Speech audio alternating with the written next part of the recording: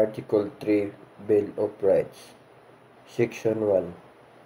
No person shall be deprived of life, liberty, or property without due process of law.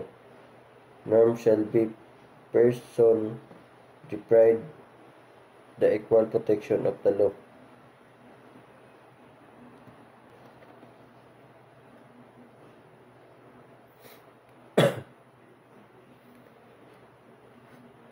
Section 2. The rights of the people to be secure in the persons, houses, papers, and effects against unreasonable searches and seizure, whatever nature and any purpose, shall any billable and no search warrant or warrant of arrest shall issue except upon probable cause. Section 3.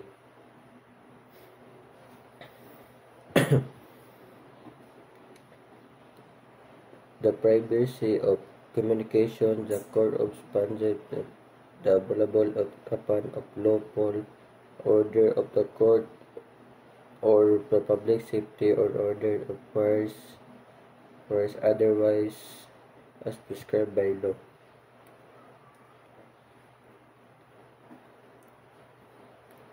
Section 4.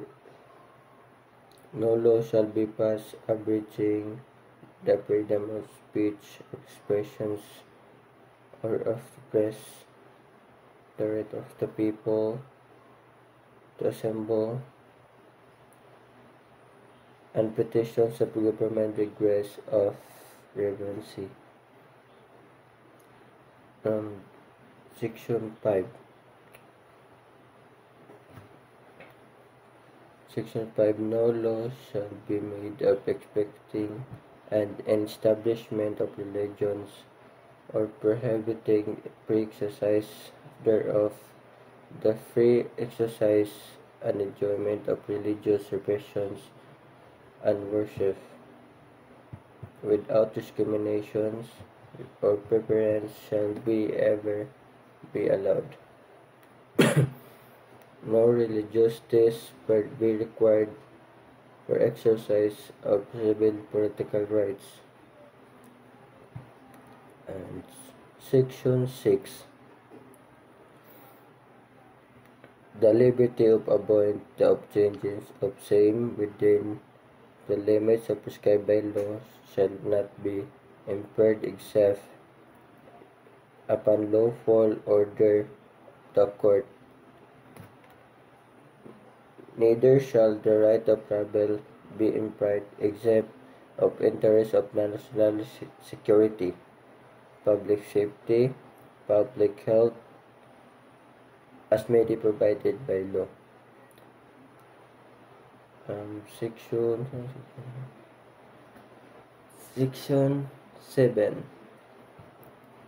The right of the people to informations on matters of public concern shall be recognized, access to official records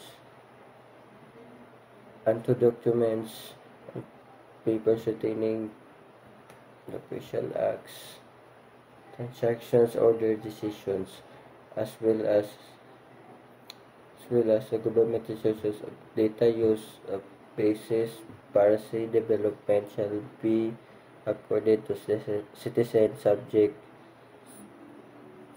as limitations as may be provided by law.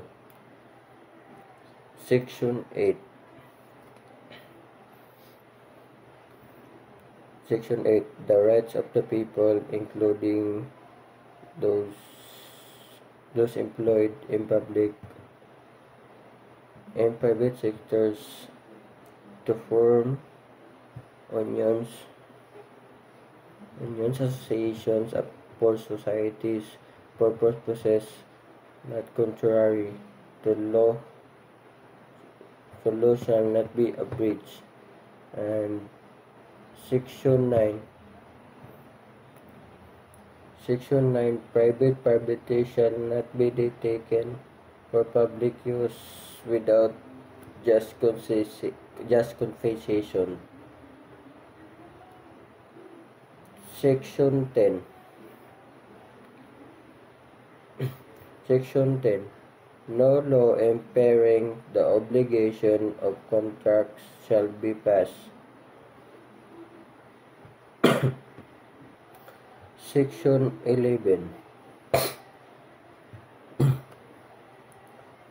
Section 11. Pre-actions to the court and quasi-judicial bodies and adequate legal assistance shall not be denied to any person by reasons of poverty.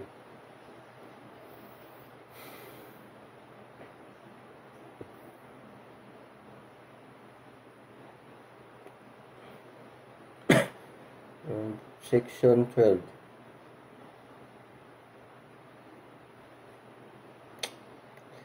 Section 12. Any persons under investigations for the commissions of an offense shall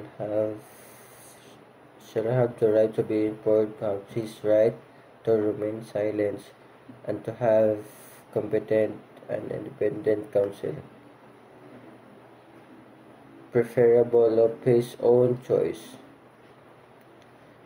If the person cannot afford the services of counsel, he must be provided with one. These rights cannot be waived except the writing of the presence of the counsel.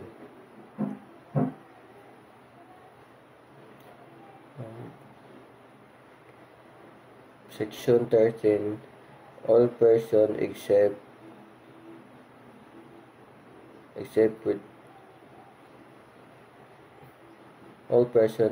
the punishable perpetual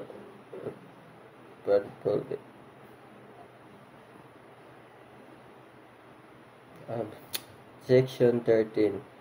All persons except those charged by offenses by the reclusion perpetua for evidence of guilty is strong shall, before convictions unavailable by suppressions, shirkies, and be released, recognized as may be provided by law. The right to bail shall not be impaired even when the privilege of the right of the habeas corpus was suspended. Kalaglam mo ko. Express bail shall not be required.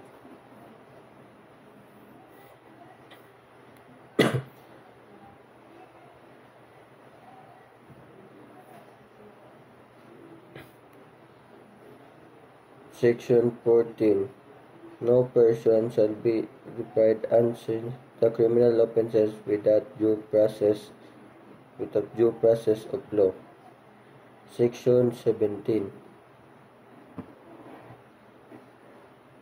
Section 15.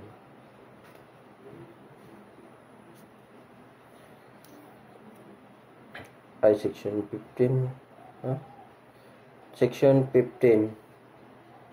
The privilege of the rights, the habeas corpus shall not be suspended except in cases of invasions or rebellions where the public safety is required to it. Section 16. Section 16. Section 16. Section 16.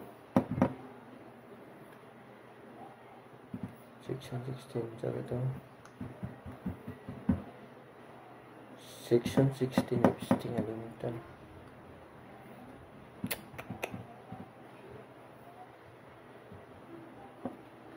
Section 15. Section 15. 10. The privilege of the rights habeas corpus shall not be suspended except except of cases of prohibitions or rebellions when the public safety requires it. 16.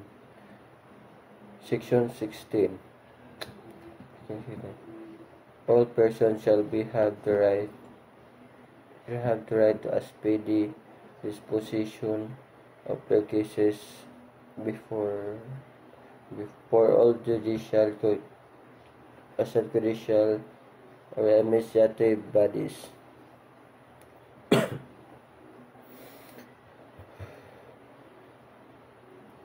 Section 17. No person shall be compelled to be a witness against themselves. And Section 18. Section 18. No person shall be detained for no person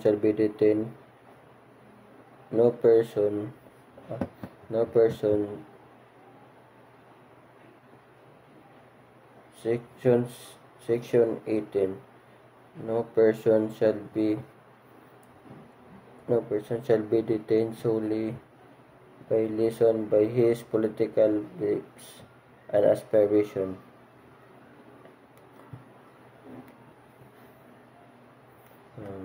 Section 19.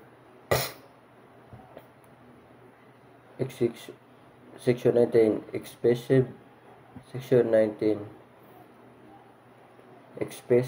Excessive fines shall not be imposed, nor cruel, degrading, or inhuman punishment inflicted. Neither shall be death or penalty by imposed unless and comparing reasons and involving heinous crimes, and the Congress hereafter provide for it. Any death penalty already imposed shall be reduced for reclusion perpetua.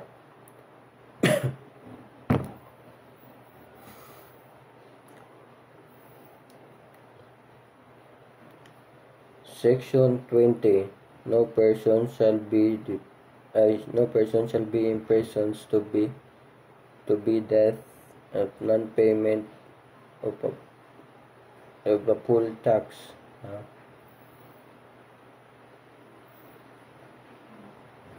Section 21.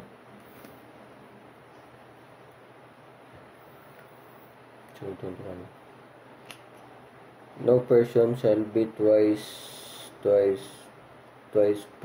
put in jeopardy of punishment or the same offense. If an act in Spanish by a law and ordinance convictions an acquittant under either shall constitute a bar to another prosecutions of the Public Act. Section 22.